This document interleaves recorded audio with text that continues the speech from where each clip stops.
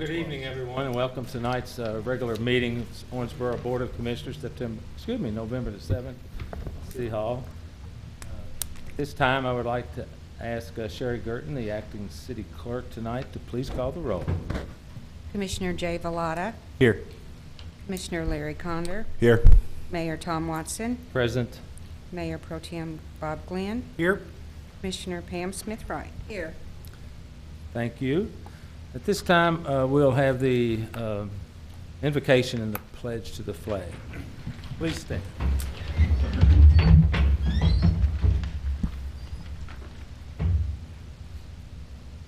Please join me in prayer in whatever manner you are most comfortable with. O loving and gracious Father, as we gather to do the business of our wonderful community, please guide us in your ways of faith, love, kindness, and truth.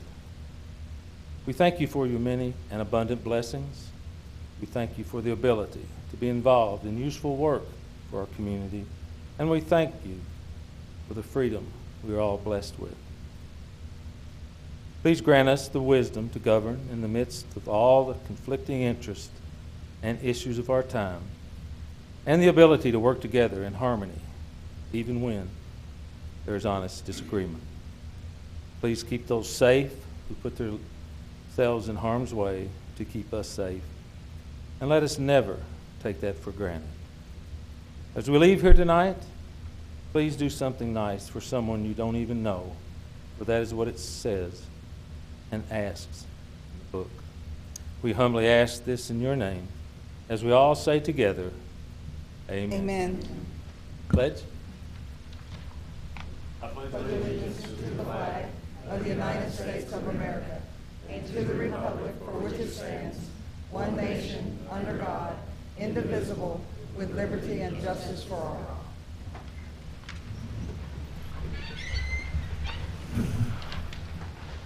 Okay. Since we have a couple of very special folks with us tonight, we're going to amend the agenda for tonight's meeting. During the past year, Commissioner Pam Smith-Wright and the City Commission have worked to recognize our local Vietnam veterans during the commemoration of the 50th anniversary of the Vietnam War. Vietnam veteran lapel pins have been presented to our brave veterans that have been in attendance at our bi-monthly City Commission meetings in order to thank them for their service. We have learned of 2 local veterans that have not been recognized, but are here present at our meeting tonight. In order for us to recognize these veterans, we'll need to amend the agenda to include recognition of these 2 veterans and the presentation of lapel pins to them. I would request that someone make a motion to amend our meeting agenda to include this presentation. Do I hear a motion? So moved. To amend. Do I have a second? All those in favor, please signify by saying aye. Aye. All opposed? Motion carries. The agenda is amended to include this presentation. Commissioner Smith-Wright, the floor is yours. Thank you, Mayor. You're welcome. Mayor, we have 2 gentlemen who served in Vietnam, and the usual practice is if you would go to the podium and state your name and tell us what branch of service and where you served, and then after that we'll present you with the pin and the certificates.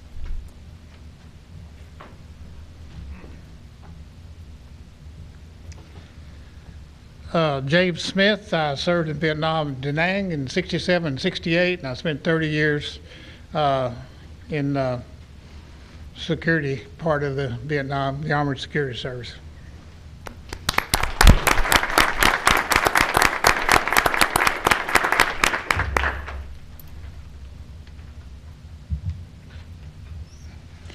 My name is John Heaton. I served in the U.S. Navy for almost 21 years. They wouldn't let me go to Vietnam because I had 2 brothers over there. So I retired in '78, and I've seen a lot of things happening. Thank you.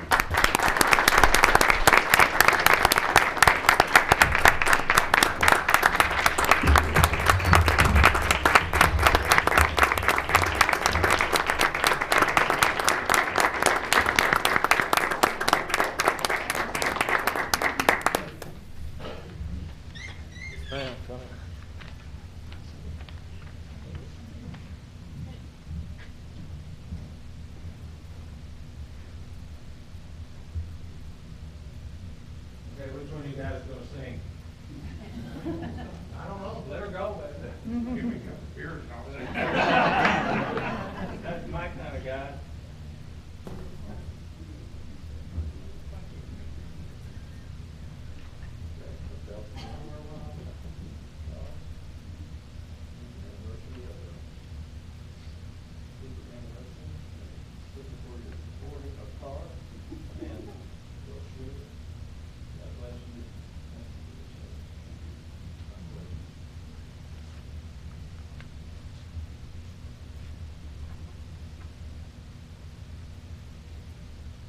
Okay. Did you hear what I said? Yes, sir. God bless you before you start. All right, here we go.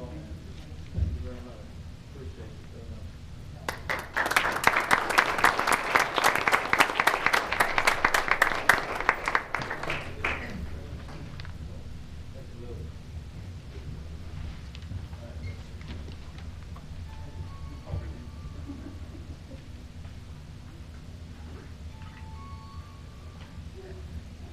On to that.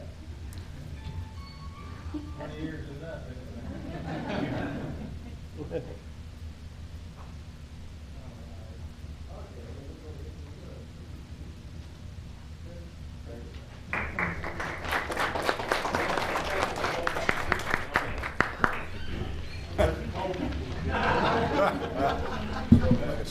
Spoken like a sailor. Spoken like a sailor. Could be. Thank you, Commissioner Smith-Wright, for doing that. Thank you, Mayor. Pleasure. Okay, at this time, I have a proclamation I'd like to read, and it's for Nurse Practitioner Week. Whereas nurse practitioners serve as the trusted frontline providers of health care for patients in our city, and whereas NPs are advanced practice registered nurses, have advanced clinical education and training built upon their initial registered nurse preparation. And whereas there are 234,000 licensed nurse practitioners in the United States providing primary, acute, and specialty care to patients of all ages and all walks of life. Whereas nurse practitioners diagnose, treat, and prescribe medications and other treatments to patients through a caring, patient-centered, holistic model of care. And whereas 5 decades of research demonstrates the high quality of care provided by nurse practitioners, and whereas better utilization of nurse practitioners through modernized state laws and improved system policies creates better health through a more accessible, efficient, cost-effective, and higher quality care system. And whereas the City of Owensboro is proud to recognize and honor the service of nurse practitioners, now therefore I, Thomas Hart Watson, Mayor of the City of Owensboro, do hereby proclaim November 12th through the 18th, 2017 as Nurse Practitioner Week in the City of Owensboro in recognition of the countless contributions the nurse practitioners made over the past half-century and will continue to the health and well-being citizens in our state. Nurse practitioners front and center.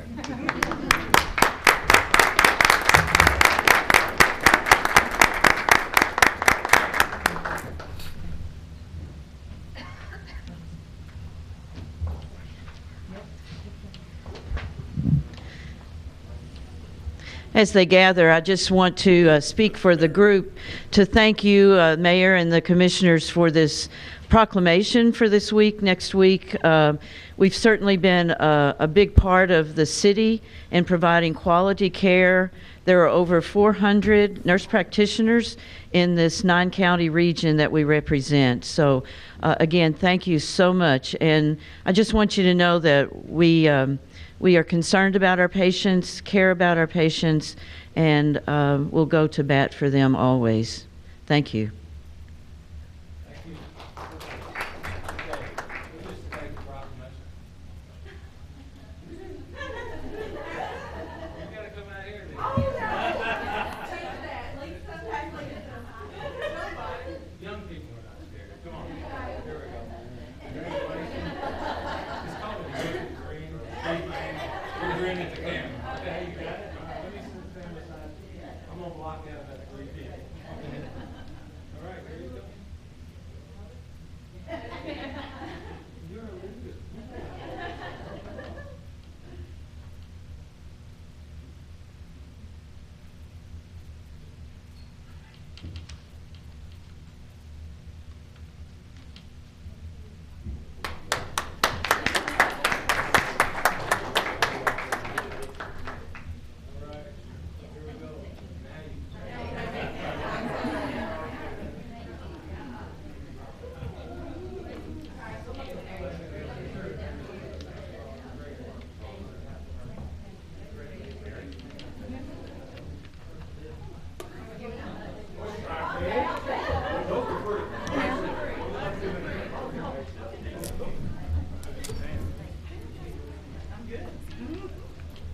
Ms. Danhauer, you need to state your name and address for the record, please.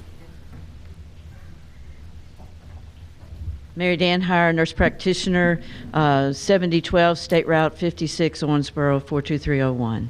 Thank you. Thank you. I know from my private practice, we rely on them a lot because they're so much more accessible a lot of times than somebody that might have a different letter at the end of their name. So. My people certainly appreciate you. Thanks you very much. Okay, item number 4B is the community priorities list. Candace Brake, Chamber of Commerce President and CEO, and Mark Snell, who is sick, will be Joe Berry will substitute for him as the spokesperson for the CEO of Economic Development Corporation. You have the floor. Thank you so much, Mayor and You're City welcome. Commission. Thank you guys for having us here tonight. So this is going to be, what we're going to do is just talk very briefly about how we got to where we are tonight and talk about the process, and then talk about how the public can weigh in on this and how you all, as our elected representatives, can weigh in on these priorities. What our community has done for several years now is we found out long ago that speaking in several different groups with many people going back and forth to the Capitol was not just ineffective, it was confusing for people in Frankfort of who's representing in your community, what are the real priorities, and it was also difficult for our legislators. So several years ago, the Chamber, the EDC, and the city and the county came together and started doing community priority lists. So what we found out is it's been very effective, and we're all on the same page. As the sessions move through, we get to monitor closely progress that's made, and it opens a really productive dialogue with our representatives so that they know where we stand on several issues. The last session was incredibly successful. Special thanks to all of our legislators who walked some things through it was a very tight session, but they managed to do it. Just to recap some of the big successes for the last time, the first family court judge was one of our capital priorities, the family residency program at Owensboro Health, and then the transportation priorities. We all know that the Natural Parkway is being upgraded. You're going to see in just a moment that that's going to continue to be on the list, and Mr. Berry will explain why. And then also the downtown parking garage, thanks to our city leaders. That's another thing that we can tick off. So where do we go from here? We had the mayor and the judge, the EDC and the chamber have met on this. The chamber's advocacy committee has, and Judge Mattingly and Mayor Watson have felt like it's very important for the public also to have presentations where they can see what we're thinking and weigh in on it. And I want to thank the mayor for his time and Mr. Ray as well for that. So with that, I'm going to turn it over to Joe Berry, and he's going to talk about our draft proposals for this year and where we can go on adding or changing that list. Thank you, Candace. Good evening, Commissioners. Thank you so much. It's a pleasure to be with you all, and a pleasure to be a part of this process. This is truly a community collaboration that involves not only elected officials, but also various stakeholders in the business community, and most importantly, the input of citizens. And so we're very excited to present some of these draft priorities and look forward to your comments and your input as well. The first and the second transportation priorities are interlinked. The first is maintaining funding for the 6-year road plan. That's always important in times of fiscal tightening at the state and federal level. Additionally, the top priority project for the Owensboro-Davis County area in that 6-year road plan is the I-65 spur. We know that's going to happen. That was something that was put in the 6-year road plan in the past legislative session, but we need to make sure that that road plan continues to be funded so that spur will happen more quickly, because as those of us who work in the economic development space know, that having an interstate in your community is very important, not only in attracting new business to the community, but when you are in a state that is positioning itself as a center for logistics, it's very important to be on an interstate in order to attract the kind of attention that's going to generate new economic activity. So that's a priority that's going to happen, and we're excited about that, but certainly would like for it to happen sooner rather than later. Likewise, there's another spur in the pipeline. I-69, of course, is a Canada to Mexico interstate heading through the Henderson area to our west, and the Audubon Parkway is in the plan to upgrade to an I-69 spur. That's not on as much of a fast track as the Natural Parkway, but it's certainly one that will put us at the center of two different interstate spurs, which again improves us greatly in terms of our logistical position. The fourth priority is expanding Highway 331, which serves the Riverport and the West Industrial Park. It says 4-lane. More likely that will be a 3-lane or a wide 2-lane or a high 2-lane, Super 2, as it's called. You all know very well how much of an important asset the Owensboro Riverport Authority is. You all were heavily involved recently in an expansion done by Matulsa, which cited the Riverport as an example of why they chose to create jobs and expand their line here in Owensboro, and they're going to be utilizing the Riverport Authority in much greater volume. So making sure that road is safe and able to accommodate a higher volume of traffic is very important. And finally, priority on our transportation list is lighting the Blue Bridge. This is something that has been talked about, but downtown has been and continues to be a centerpiece of this community's revitalization efforts. We're very proud of that as a community, and the most important entryway into our downtown is the Blue Bridge, which does not currently have the ability to be lit, and so we are certainly excited about that prospect, and we think that that's going to get done in this session. We certainly hope so. So the next priority involves, next slide please. Clicker. We can't work the clicker. Okay. Thank you. There you go. Technologically challenged. Our capital priorities. Candace mentioned that we were successful this last session in securing a family court judge, which was much needed in this community. However, and if you talk to members of the legal community, they will tell you that not only did we need one family court judge, we needed two. In fact, that's how heavy the caseload is. And if you talk to Judge Gordon, she's often at the courthouse very late at night handling this caseload. So that's really important. And again, the first and second priority on that list are interconnected. If we get a second family court judge, that will put us in the pipeline for a new judicial center. You all may know where the current judicial center, I've heard attorneys talk for years about how they outgrew space in the current judicial center the day it opened in the 90s. So they are eager for a new judicial center sometime in the future. And we're excited about that prospect, and getting a second family court judge will help move us on that process much faster. And also, we have the lighting of the Blue Bridge on our capital priorities as well. And I'm going to turn it back. And that's just a candy thing. Well, I'll take that off. We'll put it in one place. But that's a go big or go home. I mean, you know, it's a capital priority, and it's also a transportation priority. It's a community priority. It's important, absolutely. I'm going to turn it back over to Candace to talk a little bit about what our primary legislative priority is thus far. So with regard to the Blue Bridge, I want to personally thank the city staff for all the work that you all have done to get the community where we are on that. It is such an important thing. We hear about it so much, not just from developers, but for merchants and residents that are wanting to be down there at night. You know, it's just going to open up so much to the community. And I will offer the Chamber's expertise in planning a great event on the bridge when you light it. We'll be there with you. We'll figure it out. Finally, with the legislative priorities, we've generally not weighed into these areas as a community. Generally, the Chamber will have things that we work on, EDC will, and the city and county do. But the partners have felt that this particular one was so important that we did need to put it on our card. And that is the home rule and flexibility in local government tax structure. I know I don't have to preach this one to you all, because we all know how important it is for cities our size, for communities our size, to be able to determine what kinds of revenue we can bring in. And you also are painfully aware too that a lot of times as taxpayers, we fund this infrastructure that creates tourism and development, but we don't have many ways to recoup when that revenue is generated. The city taxpayers don't get it, and the county taxpayers don't. It goes to certain areas. So we're going to advocate very heavily for this home rule and flexibility in local government tax structure this year.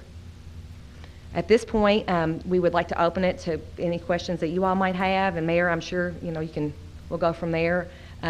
We would love for the people at home if they have any changes, suggestions, additions, to send those to. Be sure and email you. Yes, to chamber@owensboro.com.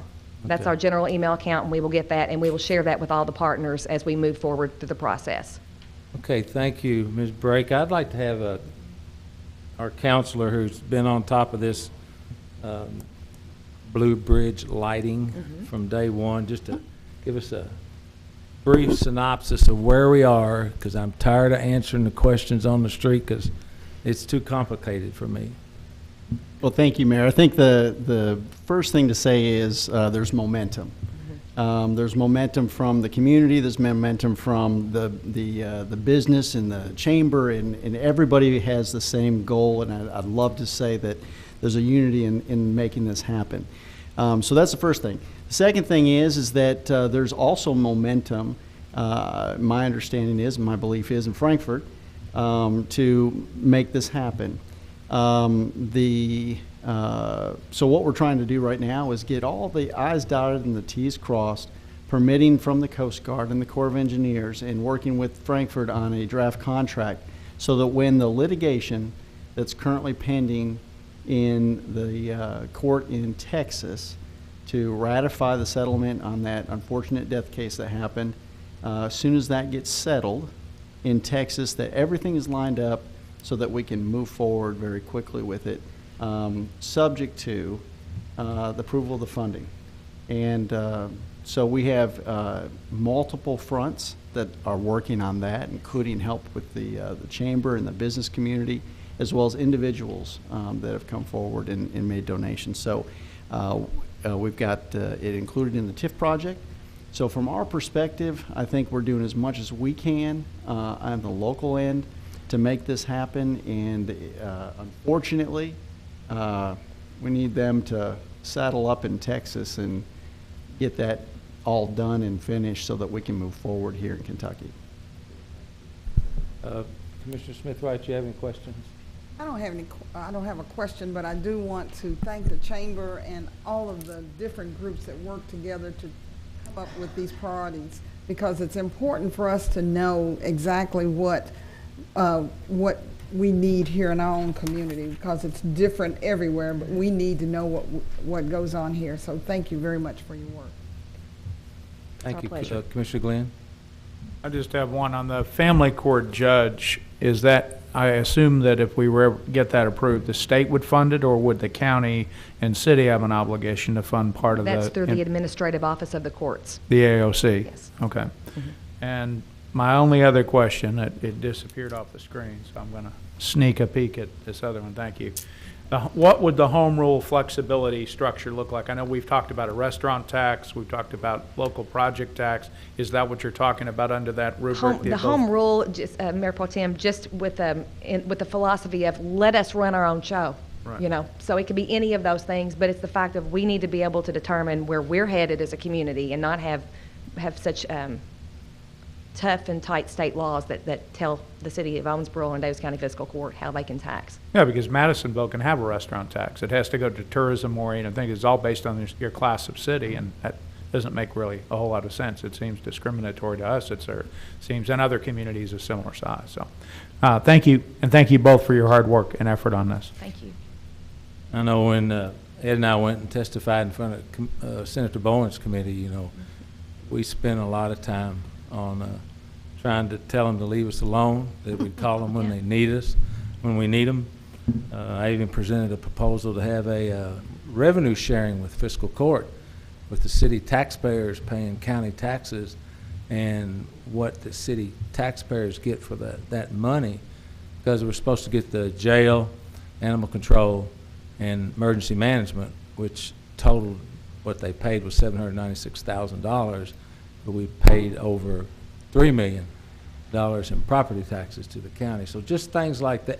They tell you how many people you can have on the airport board. I mean, for crying out loud.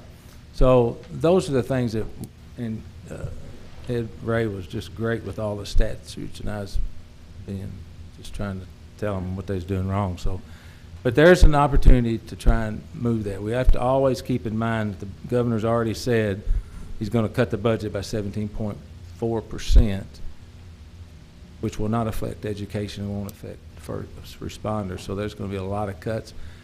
I assume Pause 50 is going to stay in place for a while, so we're trying to get roads.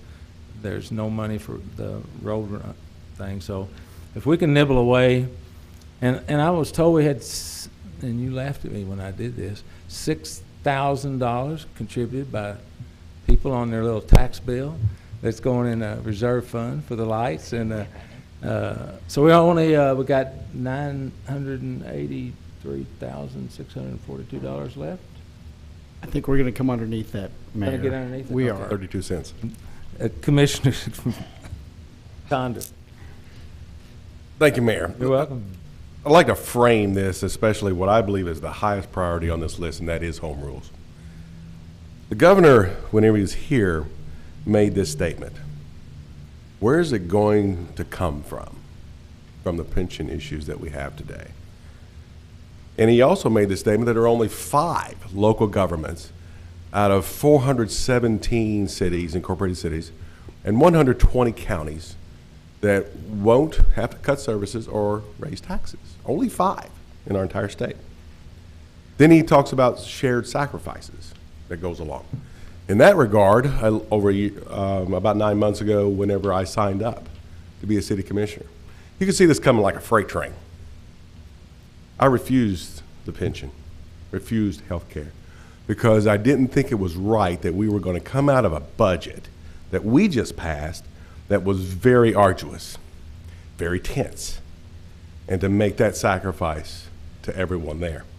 So to frame this a little bit better, the city of Owensboro, our extended liability, I believe, once it's phased in, is going to be a total of $3 million approximately? 2.9? We think it's at least 3 million, Commissioner. It may be more.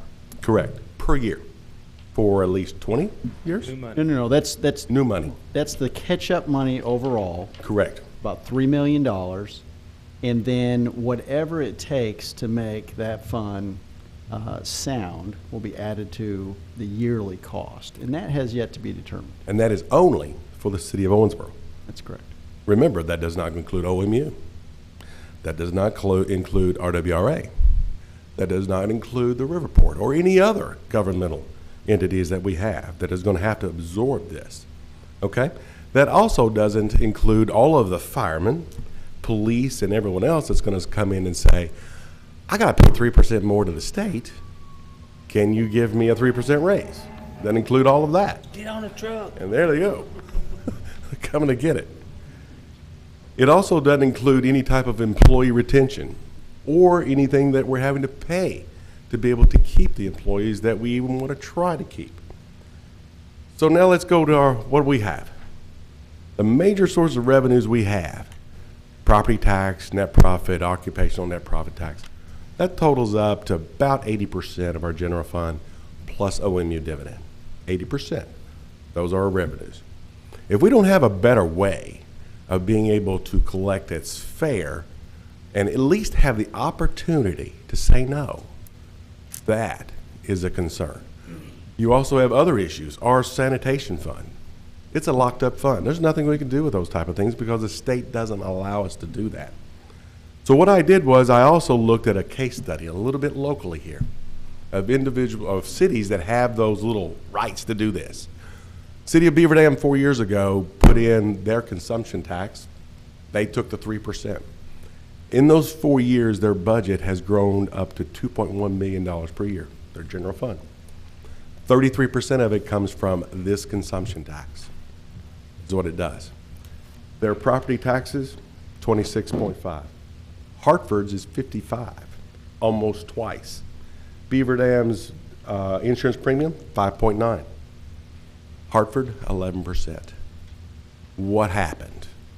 It is very evident what happened. Beaver Dam also lowered their property tax rates twice in 4 years, simply because of having the ability to be able to raise revenues in the right way that is best to serve your community. So the bottom line is this. What we're about to see from the state legislator is going to stop where? Mayor's got a little card holder on his desk. The buck stops here. This is where it's going to stop. It's going to be right here. So in the next year, whenever you see all of this coming up and how important it is for this advocacy group to be on board with how we need to raise revenue is paramount. You haven't seen anything yet. So I will close with this. If we come together as a community to be able to have this focus done correctly, we can grow and be better. We just have to do it the right way. And it's very important that this advocacy group that Candace is looking at doing, that the EDC is looking, all of us are looking at doing, we have got to present a united front, no matter what. Thank you, Mayor. I'll stop on my soapbox. I didn't see you standing up. You were on a smoke bomb? I'm passionate about this one. Oh, really? Oh, yeah. Are you all right down there? Are you okay? I'm okay. Madam Brake. Thank you. Thank you, Commissioner Condor, and we'll continue to keep you all in the loop on that. I did not mention that Judge Mattingly had actually added a project to the transportation piece that he's going to be working on, and that's the Central Corridor. It's a complement to the I-69 spur on Audubon, so he's going to be working with Henderson people. I've been talking to their chamber and ED. They have a combined organization. Their president about it, about us helping them, and then that it will essentially help us get a spur upgrade too. Yeah, we can't figure out why they stopped it, what, 1 mile short or something? Right, 1 mile short. And there must be some kind of environmental issue or something. It just doesn't make any sense. So we're going to try and get the bloodhounds on that too. Larry, you might be ready for that too. Mayor Austin. Commissioner Villada. Well, I just want to thank the Chamber and EDC for the work that you guys do and the advocacy, as Commissioner Condor mentioned, that you guys are providing to our to be a liaison between us and the government. Obviously, there's a lot of things coming down the pipe, which I'm not going to go through any of those things on the list because we know what they are. But we know that deals typically get made in the hallways, and I'm sure you guys have prepared for that, as well as the February session will be coming up soon. So thank you for all you do, and I do agree with Commissioner Condor that the home rule, deal is a big deal, and we do need to make sure that we stay in front of that because that's going to be paramount in how we proceed forward in the future. So thank you, guys. Thank you, and thank you for your participation in our advocacy program. We would love for you to continue. Mayor, just one more comment, and that's, commissioners, all of you, our legislative delegation is first class. So when things happen, they are the ones making it happen. We're here providing support to them and information and whatever they need, but they are there making it happen for us, and they make lots of sacrifices to do that. Well, there's one more key thing is our little Indiana road that you all led the charge on. So if you want to give a little input on that, we're all working on that, because if you look at the way the highway structure is, if you go to the Evansville side out of Indy, it's going to do this, and you go to the Nashville side, the Louisville side, it's going to do this, 6 lanes on 65, I think it is, and so that puts us on a cul-de-sac. So we're trying very hard to try and get the Federal Transportation Department to help us with, is it 42, 43 miles of asphalt that has no federal issues. That is, I believe, as most people do, it's paramount to keep us off the cul-de-sac, because then we'll have direct access to the Maceo Bridge, around the city, Natcher, hit 65, and we won't be stuck here on an island. So we have a meeting in December, I think, and so we're working, Mayor Watson and Judge Mattingly are working with the mayors and county executives and business leaders in Huntingburg, Jasper, in those areas, and they have a lot in common with us. They have to make things happen there like we in Owensboro make things happen, So it's been a really good relationship, a good partnership between the two areas, and Mayor's taken a personal interest in getting this to happen, but we are going to continue to work on that, and we'll be looking forward to our meeting with the judge and the mayor leading that delegation in December. okay. Anything else? Can I ask one? Is it going to be 1 or 2? It's going to be one. I promise, Tom, it'll Here be we one. go. He's got this 1 and then the 2. Highway, well, 1A, 1B, 1C. Highway for the public, Highway 54, expanding it with all the growth that's out there. Where does that fit in these priorities? Is that just a 6-year road plan? Yes, or? Mayor Pro Tem. It is in that. All right, because that's definitely got to happen. And that's working with the transportation, it's the TAC, and Bill Parrish is actually the chair of that committee. So the city has a vote on that, and Mr. Parrish is chair. Thank you. And thank you, Mayor. You're welcome. Okay. Thank so you much. all. Thank you so much. Appreciate Thank you for you. your service. Thank you. A job that was made for you, Candace Brake. Okay, item number 5A, we're going to consider the approval of the minutes dated October 17, 2017. I will make a motion to approve. Second. Any comments, please? Any comments from the public? Hearing none, all in favor indicate by saying aye. Aye. All opposed? Motion carries. Item 5B is to consider these board appointments. And I'm going to do 3 of them and leave 1 of them out. There's somebody on there. Audubon Area Community Service Board, appoint Amanda Rogers to fill the remainder of a term expiring December 31st, 2020.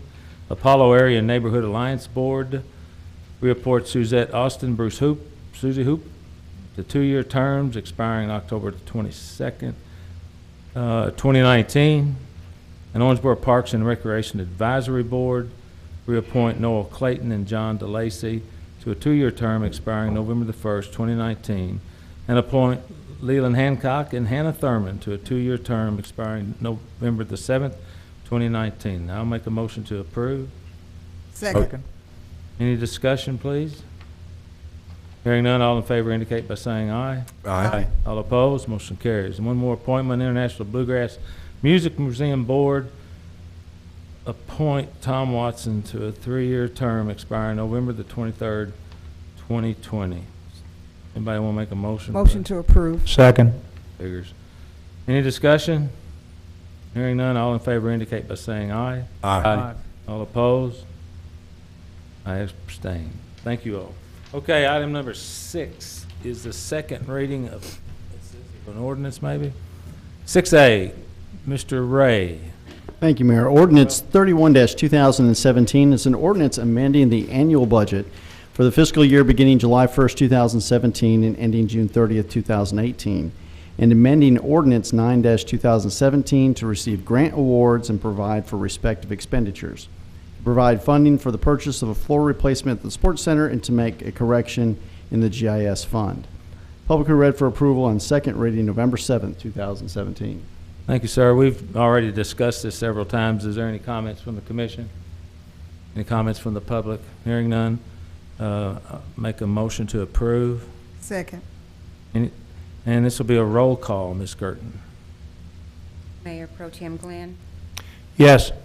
Commissioner Smith Wright, Aye. Commissioner Villada, Yes. Commissioner Conder, Yes. Mayor Watson. Yes. Thank you. Motion carries. Item number 7, ordinance first reading, none. Item 8, municipal orders, none. Item 9, city manager item, sir. Thank you, Mayor. I'm asking the commission to consider the following personnel appointments tonight. Joseph Newton, probationary, full-time, non-civil service appointment, labor or maintenance helper, effective November 13th. And Stephen Franklin, probationary, full-time, non-civil service promotional appointment, deputy director of public works, effective November 13th. These are not new positions. These are members who are applying for, received the nod to be in that position, asking for permission approval. Thank you, sir. That's important. I'll make a motion to approve. Could I have a second, please? Second. Okay, any comment from the commission? Any comment from the public? Hearing none, all in favor indicate by saying aye. Aye. All opposed, motion carries. Item number 9B, city manager comments. Mr. Parrish. Thank you, Mayor. Just 2. One is leaf season continues. They're working hard. They will begin tomorrow morning in 9D. Just to urge the public, rake early and rake often, because when we get snow and ice, it's very difficult to collect those leaves. So the sooner you get them out, the sooner we can collect them. And second, Mayor, I would ask your indulgence to recognize the fire chief. He has a very important training issue that's paying results, and I think it's important for the commission to hear about this. Absolutely. Chief Mitchell. Thank you, Mayor, Commissioners. It's an honor to be here this evening. Start off, I'm not here to talk about pensions tonight. Appreciate some of your discussion, though. I'm going to talk a little bit about our EMS program tonight, and I've actually got 3 things, and they're all going to tie together. First of all, just real quick, the EMS process, how it works here locally and in a lot of places, you start off with the bystander or a family member that actually sees something happen, whether it's a heart attack, trauma, or whatever. We need somebody to dial 911. That gets to the dispatch center. They're real important because within 60 seconds, they get the information, get it dispatched, and get the fire department and the ambulance service on the road and get those resources rolling. Next is our first response EMS. Our firefighters are doing more interventions now than ever. 2 years ago, when we brought on Battalion Chief Coulter Tate and we put Lieutenant Seaton in there in EMS and training, that put 2 paramedics in there in charge of our EMS training. And our interventions and our ability have gone from here to here during that time period. But that wasn't enough for us. We always strive to improve. So back in September, they got with Air Evac, and we've got representatives from Air Evac with us today. And they said, we want to do more. What can we do more within our level of training to help our community? So they came up with this. It's a class that's out there called PALS. We use it as a pilot project. We wanted to put a small group of people in that class. Some of them are here tonight. Some of them couldn't be here. And we said, well, let's see what this does to their skills. So just a little bit about the class. They focused on the assessment, the basic life support procedures, treatment algorithms, making resuscitation more effective, and team dynamics. What this does, it allows them to gain confidence in the skills that they already have and learn new techniques, and puts this together. And then they take that out into the field, okay? Although this class was geared towards pediatrics, it all works together. They gain confidence in their skills that they were able to use. Doesn't matter if it was pediatrics or adults. They were able to use this in the field, okay? So our first thought was, we're gonna watch this group for about 6 months and see what happens. See how much more confident they are in the field and see what happens out there.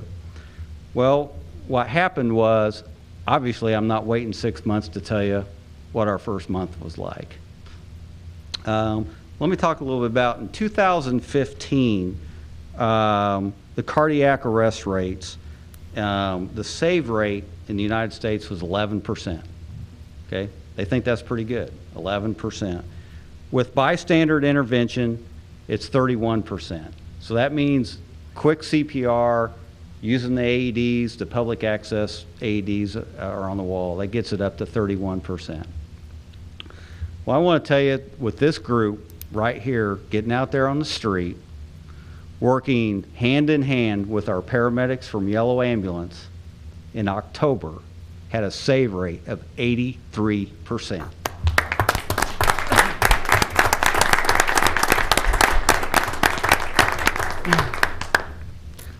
That's not all. It gets better.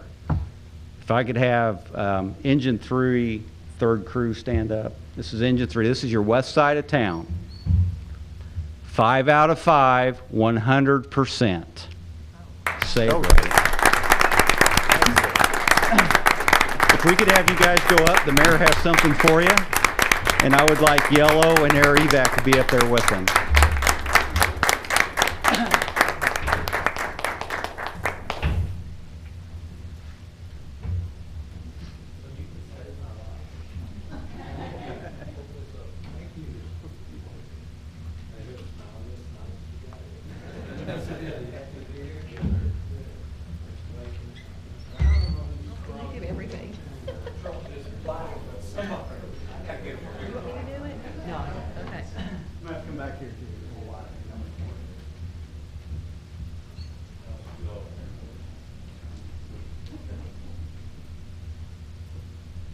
Everybody gets to vote that we need a bigger flag.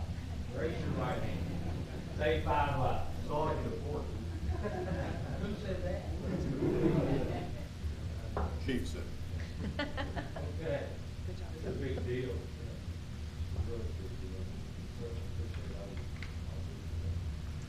Never know when it's going to be your turn to be tested. Glad we have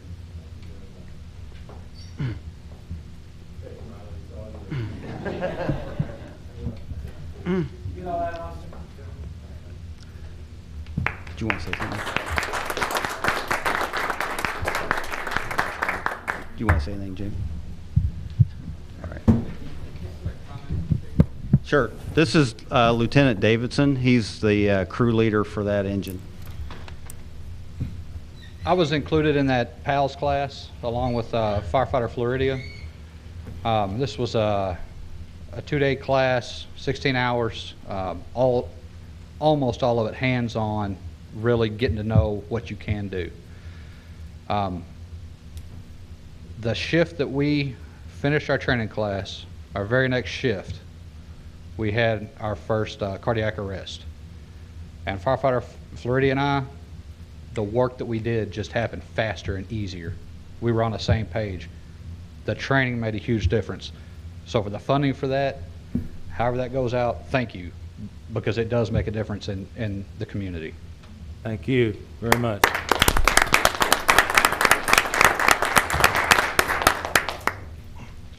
My name is Jamie Harden, Director of Yellow Ambulance, and I want to say we appreciate all these first responders, appreciate Chief Mitchell. You know, when I started a little over 20 years ago here in Owensboro, you know, about 85% of our run volume is in Owensboro in the city, and we had 0 first responders. You know, it was 2 crews on an ambulance, 2 people on an ambulance, and that was it. And so since Chief Mitchell's been here and started this first responder program, you know, we now have, you know, the fire department and pretty much all the assistance we need, so we appreciate you guys.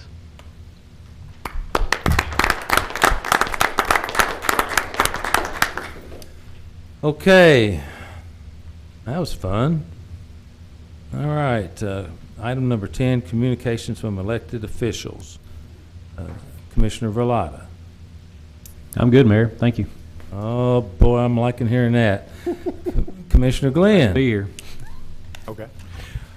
Just want to mention that we had an event at the community college this weekend, a speech and debate tournament. We had 14 colleges from as far away as Iowa and Kansas and Michigan, and they loved Owensboro. They loved all the things we've done downtown. A couple of them stayed at the hotels downtown, and I didn't say a word. I was busy running a tournament. They came to me and said, wow, what a beautiful city you have. So I know when you live here, you kind of forget what a great community we have and all the upgrades we've made to improve the community and the quality of life. So it's good to hear. And these were people, over 100 people from different cities and states.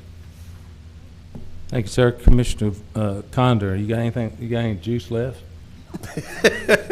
Get me started, Mayor. Okay, just one thing, Mayor. It's getting cold outside. We have a lot of people that this time of year don't necessarily have a place to stay. A lot of our homeless shelters and everything else need different items. And so what I thought I'd do on behalf of the commission and the city of Owensboro, went down to the transit system and bought that many tickets for the transit buses, okay? That's 200. And I thought on behalf of the commission that I'd take them to the Patino shelter to Oasis, St. Benny's, different places like that, along with other items, just so people can be able to get from point A to point B, moms, dads, kids. It's not a lot, but eventually, hopefully I'll try to get more, or maybe we all could, just to make sure that people have a way to get home or get to work. So thank you very much, Mayor. Thank you, Commissioner Condor. Okay, I need to apologize to the community because when I ran, I was pretty disappointed that we did not have a primary. And so I started digging around. I called Oz over to the county clerk's office and I said, hey man, we need a primary. Well, unbeknownst to me, when the former commission voted to pass this ordinance to not have a primary, it's a 5-year deal. So now we won't have a chance to vet the candidates until the general election. And that really, I think, is not the best way to give your community an opportunity to vet the candidates as they run. So I apologize. I said it during the campaign. Yeah, we're going to have a primary. Well, no, we're not. So 4 more years before we have a primary. It's disappointing. Next thing I'd like to talk about is been in discussions with the Nikki Hayden family, Hot Earl and Tommy, and we had a gentleman here that does sculptures. He actually did the one in front of the courthouse of me and Barbara sitting there on the bench. and they have contracted with him to do a project for Nikki Hayden. And if the commission will go along with me, we're going to declare June the 9th, 2018, as Nikki Hayden Day in Owensboro, Kentucky. That would be June 6th, day 9. You getting the firefighters? 69? 2018. And hopefully we'll have a really cool announcement to make at some point in time. So the family is okay with this, and it's really looking forward to it. So last time we talked a little bit about Nikki Hayden. Mr. Hayden got over 100 emails from all over the world. This kid was, the Kentucky kid was really special, and he was loved everywhere. So we're going to have the Kentucky kid June the 9th, 2018, and there'll be more information to follow. So that's all I have. Right now, item number 11, open public forum. Whoop. Pam, do you want to talk? I mean, you had the whole floor when you were doing all the things. Yes, go ahead. Commissioner Smith-Wright. Well. Mayor, you know that veterans are near and dear to my heart, and Mine too. And they Veterans Day is this Saturday, and I would ask the citizens to please come out and support them during the parade, because there have been times that we've had the parade and there's a handful of people there and they are very disappointed. And these are people who have fought and for our freedoms that we have today. And the other thing is we are dedicating a home for homeless veterans on Saturday at 11 o'clock on West 10th Street. And the other thing is, I want to congratulate the fire department for receiving the Owensboro-Davis County Veterans Association Award. And we certainly appreciate what you guys do. Whenever we have any kind of function, you all are always there. And we certainly thank you for your service to this community and to the veterans. So thank you. I want to piggyback on that. You know, on Saturday, Kentucky Remembers. Songbird Kathy Mullins is putting on a tremendous show at the River Park Center. It's going to be really patriotic, feel-good stuff, and I hope that we can fill that place up and make it very special for them. It starts at 6 o'clock. I think it's. All right, Bob Glenn, Commissioner Glenn said 6 o'clock. Okay, I think it's 7. I think it's 7. But that's okay. 7 o'clock, and it's going to be really cool. There, it's a full day of. It is, and after the parade, and well, we've got a run at 5. There's a 5K run in the morning, a breakfast, and all of this. 5K run. Yeah, parades at 2. Yeah. And I got to do a presentation at 3:20, and then come back at this thing. So it's going to be a neat day. There ain't anything else to do. Football's awful. All those teams are 500. You don't need to do that. So. Support these folks. I think they're going to have those boots again in the lobby of all the wounded warrior. I've taken care of a wounded warrior, so to speak, from Spanish American War, World War I, World War II, Korea, Vietnam, and Iraq and Afghanistan. So I have the same passion for it as Pam does, because the stories I've heard over the last 40-something years is these are guys are like you. They're different. You just see the job, you do the job, you go about your job. And pretty cool. Thank you, Commissioner Smith-Wright. Thank you. Can I go to number 11 now? Well, it wasn't your fault. It wasn't my fault that you didn't come to me when you should have. You went here, you went there, and you did all of that stuff, and you just ignored me. Okay, item number 11, open public forum. Members of the audience are invited to address the City Commission on any matter of public concern that was not on tonight's agenda. Comments are limited to I heard my wife. Limited to issues within the scope and responsibility of this commission. The City Commission meetings are held to conduct city business. For the benefit of Owensboro city citizens and taxpayers, the meetings are not intended to serve as public forums for candidates who are campaigning for political office. Political candidates, like any citizen, may address this on any item. During the open public forum, any citizen of Owensboro may address this specified city-related issue not on the agenda, but candidates nor for any political office will not be allowed to use the commission meeting to promote his or her candidacy. At this time, anyone that wishes to address the city commission, please make their way to the podium to be recognized. Speakers must state their name and address for the clerk's record and limit their remarks. How much, Sherry? 2 minutes? 2 minutes, okay. 3 minutes? 3 minutes or less. Since the item is not on the agenda, no response is required from the city staff or the commission. The mayor reserves the right to extend the time to the speaker. Anyone who would like to speak on behalf of the city issues? Officer, you stand up back there doing a really nice job. No? Good, okay. Anybody? Austin? First, it's a chance, man. You got the floor, baby. You got the newspaper. Okay, hearing none. At this time, you all get to go home. The folks, those of us that are making the big money get to go into closed session. And somewhere in here, I got the right words to say it. Oh, me. Sorry. This is where that little guy...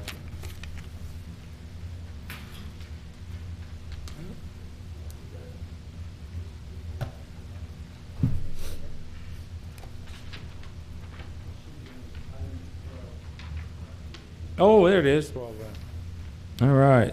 Uh-oh. It's last week's.